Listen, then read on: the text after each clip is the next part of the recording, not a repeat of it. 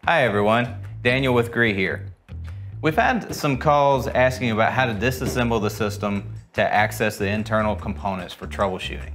I'm going to show you today how simple it is. With just a few screws, we'll be able to take this entire cabinet apart and access everything that you might need to work on.